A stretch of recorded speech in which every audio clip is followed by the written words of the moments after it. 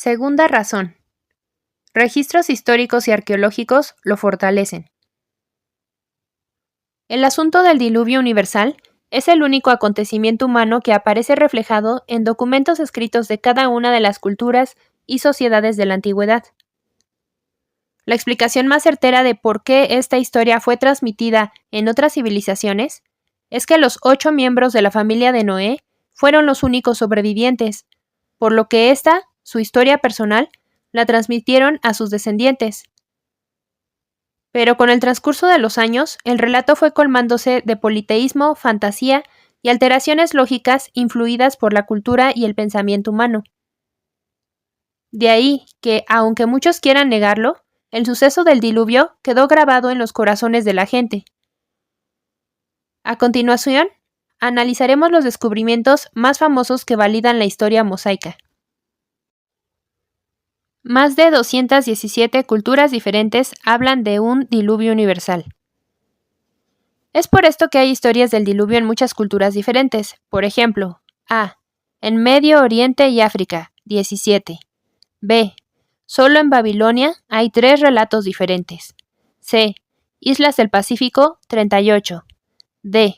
Europa y Asia, 34. E. Indios de América del Norte, 58. F. América Central y del Sur, no especificado.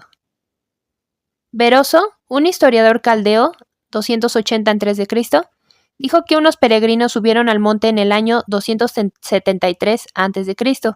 para recoger alquitrán petrificado que cubría el arca.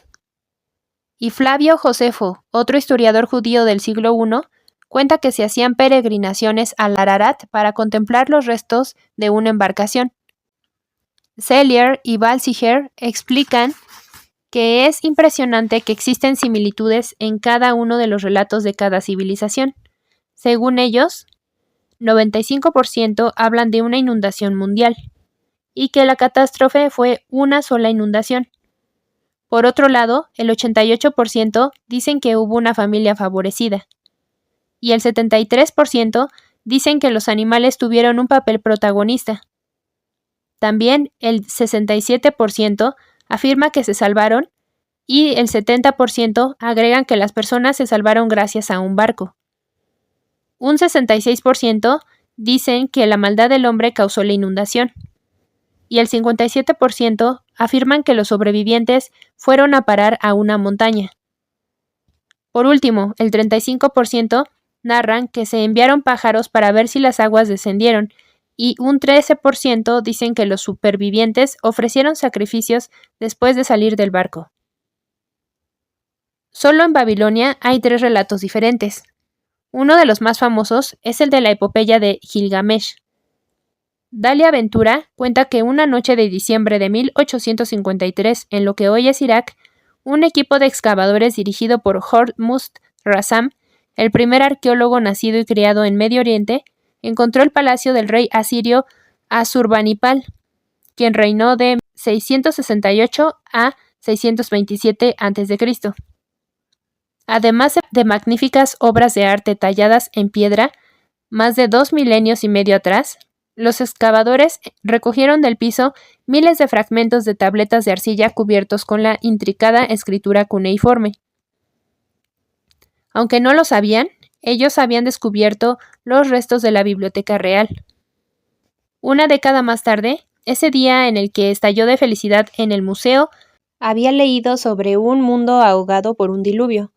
Un hombre que había construido un bote y una paloma liberada para buscar tierra firme. Se trataba de una versión de la historia bíblica del Arca de Noé. Pero el libro no era el Génesis, sino una parte de la cuidadosamente transcrita epopeya de Gilgamesh. El poema épico, inscrito por primera vez alrededor de 1800 a.C., unos 1000 años antes de la composición de la Biblia judía, el Antiguo Testamento cristiano. El relato del diluvio en la epopeya de Gilgamesh tiene varias similitudes con el registrado en Génesis 6, 9-9, 19. En ambos se lee una advertencia por el diluvio venidero. Un arca se construye, el diluvio viene, la embarcación se asienta sobre la montaña, y las aves son enviadas fuera en ambas historias. Tanto Noé como Utnapishtim ofrecen sacrificios cuando desembarcan. Las semejanzas son tan grandes que aparentemente una historia tomó de la otra o que ambas provienen de un origen común. Pero también hay incontables diferencias, como lo observa Pfeiffer. Los dioses de la epopeya de Gilgamesh están en desacuerdo el uno con el otro. Se agachan como perros y se juntan como moscas hambrientas. El monoteísmo del relato del Génesis está en agudo contraste con el politeísmo de la historia babilónica. Los nombres de los héroes difieren. El monte Ararat y el monte Nisir son diferentes. Ararat siendo el nombre convencional de las montañas de Urartu, Armenia. Cada nación adaptó la historia del diluvio a su propia geografía. Pero lo más curioso es que la epopeya de Gilgamesh no era el documento más antiguo, sino que ya existían los rollos de Moisés. Es cierto y ha sido probado que gran parte de sus escritos incluyeron fuentes ya existentes, Números 21:14. Pero aún así, nadie ha podido contrarrestar las suficientes pruebas de su autoría. Éxodo 12, 1 al 28, 20 a 31, 34, Levítico 1 al 8, 13, 16 a 27, Números 1 al 2, 4, 6 del 1 al 21, 8 del 1 al 22, 15, 19, 27 del 6 al 23, 28, 29, 30, 35, Deuteronomio 1 al 33. Verdad es que no hay ningún versículo que diga Moisés es el autor de todo el Pentateuco, pero su nombre es el único que aparece en toda la Biblia relacionado con la autoría del Pentateuco. Esto indica que quien no fue una de las voces del Pentateuco, sino la única voz. Científicos reconocidos concuerdan en que el diluvio no es un mito. El creacionismo considera que la Biblia puede interpretarse literalmente y que tanto el diluvio como el arca son verdades históricas. No obstante, los evolucionistas sostienen que lo que dice la Biblia no son más que cuentos productos de la imaginación. Pero en busca de la verdad, no pocos investigadores se propusieron dar con el enigma, y de ahí la enorme lista de personajes célebres que validan la narración del Génesis. Comenzaremos por George Farber, quien declaró que muchas de las naciones más antiguas han conservado crónicas casi literales de un diluvio universal, las cuales corresponden de manera maravillosa con la historia tal como la detalla Moisés. Por otro lado, el Dr. Charles Berlitz, autor de más de 200 libros y quien domina 25 idiomas, observa que en todas las historias del diluvio que he estudiado, los hechos son prácticamente idénticos en las distintas lenguas, ya sea se trate del persa, de la lengua de Babilonia, del asirio, del egipcio, del chino o sánscrito. Lo único que cambia es el nombre de Noé, pero el relato en esencia es el mismo. Este es un fenómeno mundial. Como cabe esperar, las variaciones en las crónicas de la catástrofe ocurren principalmente en modificaciones regionales de la misma historia, tales como la descripción del arca, las razones del disgusto del cielo, la forma en que se salvaron los individuos elegidos e incluso la posibilidad de que el juicio vuelva a suceder. George Smith, asiriólogo y filólogo inglés, auxiliar del Museo Británico, fue quien descifró escritos babilónicos como la historia del diluvio y el canto de la creación del mundo, grabados en unas inscripciones cuneiformes de la biblioteca de Asurbanipal. La descripción de una gran inundación de la que se salvó un hombre, Utnapishtim, y su familia, parece corroborar la existencia de un diluvio. También el Dr. Arthur Custance, especialista en escritura cuneiforme, autor de 52 libros de historia antigua, arqueología, antropología, historia bíblica y filosofía, afirma que el relato hebreo del Génesis es verdadero, pues los supervivientes de los demás relatos siempre van a parar a una montaña de su mismo territorio, pero en el caso del relato bíblico, el arca queda varada en un lugar distante sin ninguna relación con las tierras hebreas. Esto demuestra la revelación de Dios a Moisés y el respeto del pueblo hebreo por la palabra de Dios. De no ser así, ellos hubieran anclado el arca en la más famosa de sus montañas, el monte Sión.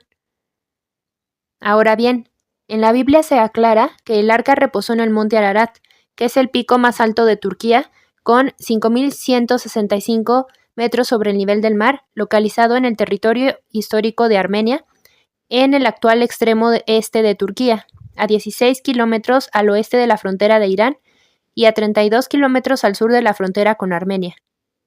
Sin embargo, a pesar de lo que en la Biblia se lee, Génesis 8 del 1 al 2, algunos todavía insisten en que el Ararat no es el único posible paradero del arca. El Corán la sitúa en el monte Al-Juri, cerca de la frontera con Irán, pero otros expedicionarios creen haberla localizado en Tendurik, a 24 kilómetros del Gran Ararat, en el Valle de los Ocho, llamado así por los supuestos restos de 8 tumbas que habrían pertenecido a los supervivientes del arca. Esta tesis, defendida por investigadores como Ron Wyatt o Allen Roberts, es la más polémica. Sin embargo, a pesar de todas las lagunas creadas alrededor del arca de Noé, las evidencias arqueológicas parecen confirmar lo que en el libro pretendemos probar.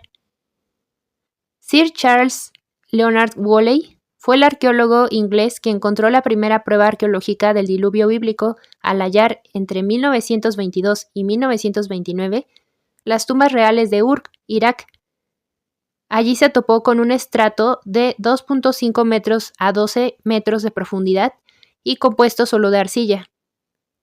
Para él, la única explicación a este hecho fue que en un momento de la antigüedad hubo en esa zona una gran inundación. También Andrew Snelling, en su publicación titulada Lechos de carbón y el diluvio de Noé, plantea que los evolucionistas creen que el material en los lechos de carbón se acumuló durante millones de años en ambientes de pantanos quietos como los Everglades de Florida. Y otros geólogos han dicho que aun si toda la vegetación en la Tierra fuera de repente convertida en carbón, esto haría un depósito de carbón de solo 1 a 3% de las reservas de carbón conocidas en la Tierra. Por ende, al menos 33 diluvios de Noé se necesitan escalonados en el tiempo, para generar nuestros lechos de carbón conocidos.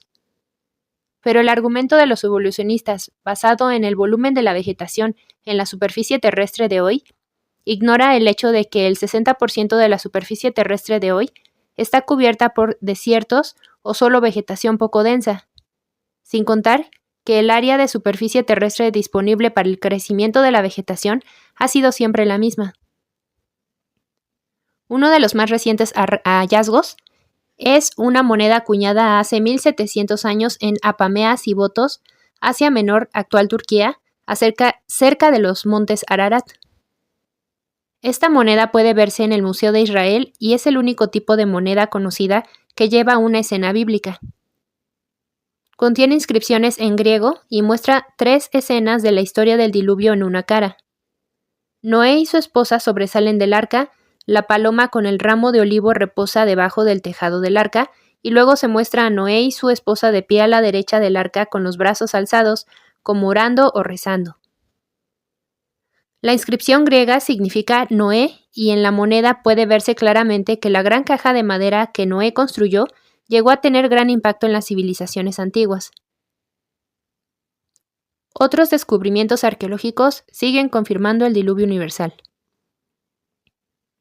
Se han encontrado evidencias de restos de personas y animales enterrados en el suelo, otros fosilizados en rocas que apoyan la idea de que hubo una gran inundación global. Greg Davidson y Ken Wohlgemuth observan que, según se ha demostrado científicamente, se requerirían millones y millones de años al río Colorado para crear el Gran Cañón.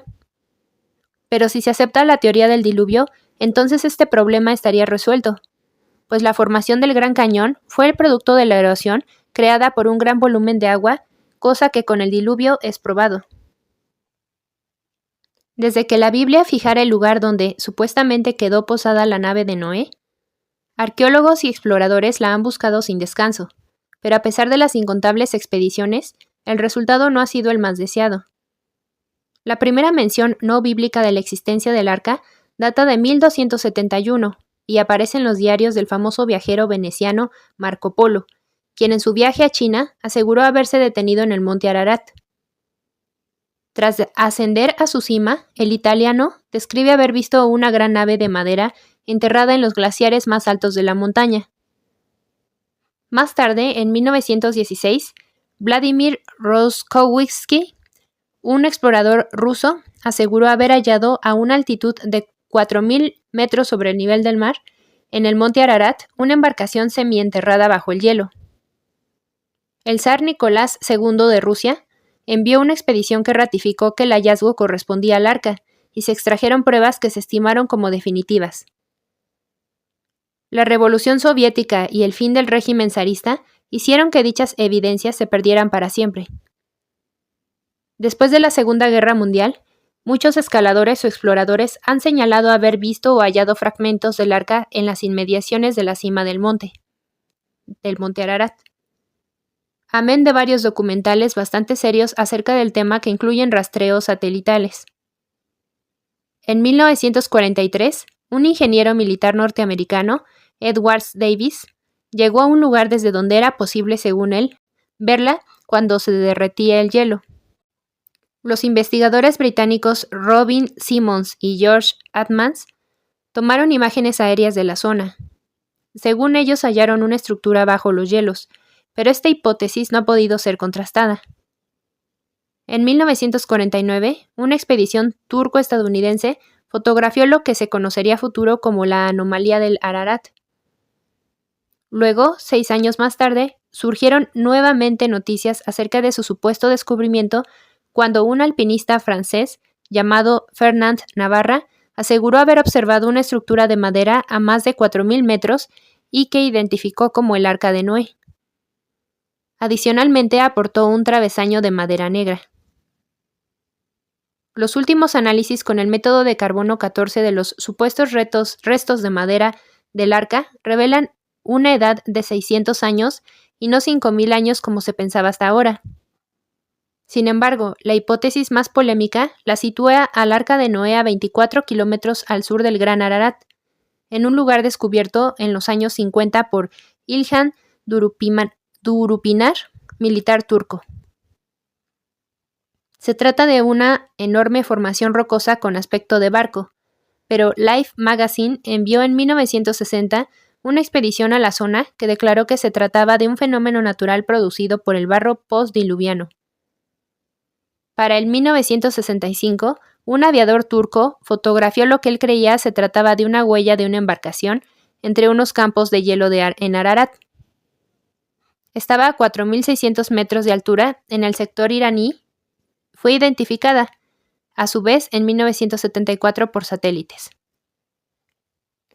Ron Wyatt, en 1977, inició una expedición al Ararat en busca de la presunta arca y afirmó haberla encontrado a unos 2.000 metros de altura. También declaró que el tamaño se correlacionaba muy bien con las dimensiones descritas en el Génesis. Pero a pesar de que Wyatt presentó algunas evidencias que sugerían la posibilidad de que los restos encontrados correspondiesen al arca, los arqueólogos no los aceptaron y tildaron su investigación de pseudociencia. En 1991 fue secuestrado junto a Allen Roberts por las guerrillas turcas que les liberaron después de 3 semanas de publicidad gratuita.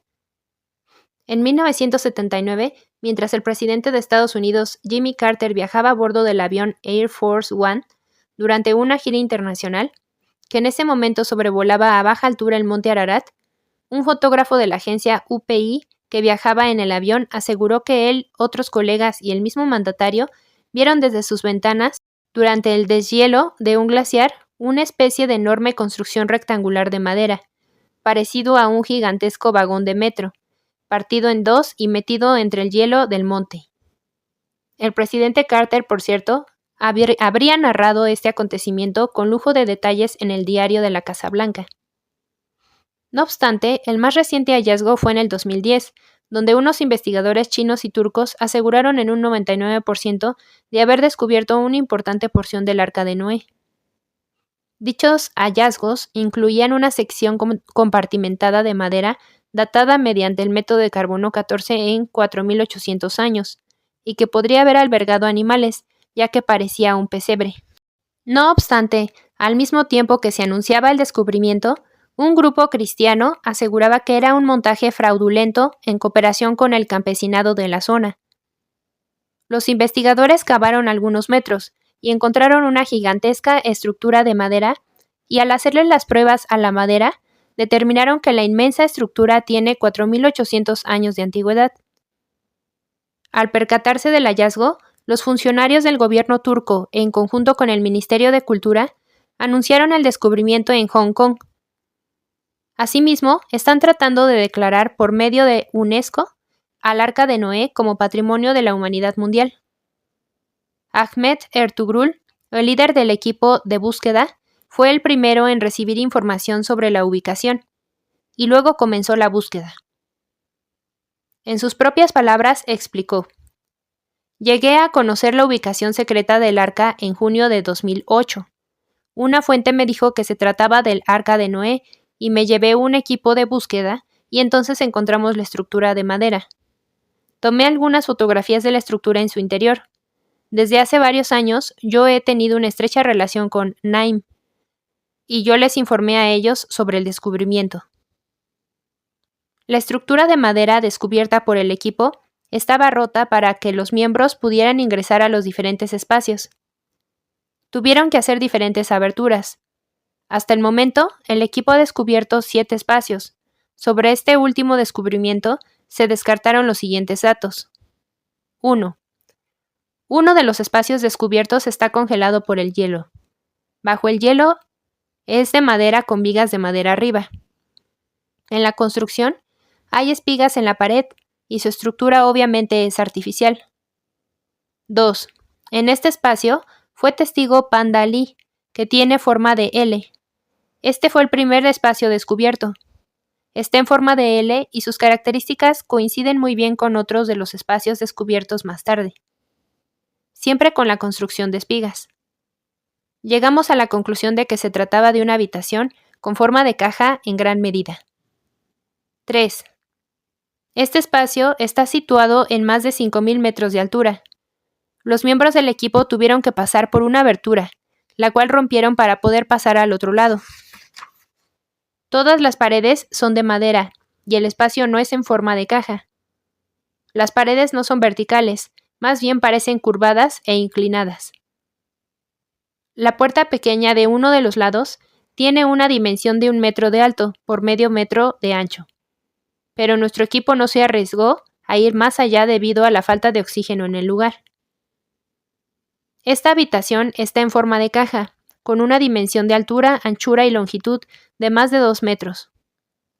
Hay una pieza de madera con clavos de madera a un lado de la pared. Creemos que una cuerda se engancha en los clavos para mantener a los animales en su lugar. En el otro lado de la pared se encuentran unos bastidores. 5. Un pequeño túnel con espacio reducido se conecta a 2 espacios. 6. Dentro de la estructura se localizaron una escalera de madera que al parecer los registros se asemejan a un tronco de un árbol. Nuestro equipo subió una de ellas y encontraron una puerta en el techo, y llegaron a la conclusión que la estructura tiene más de un piso. Tratamos de abrirlos, pero fracasamos en el intento, puesto que no queremos destruir la estructura, pero en el futuro lo haremos con el equipo adecuado. 7. El equipo no ha entrado en este espacio, solamente vimos y tomamos fotos a una pequeña abertura en la pared de arriba. Consideramos que tiene entre 5 metros y 12 metros respectivamente.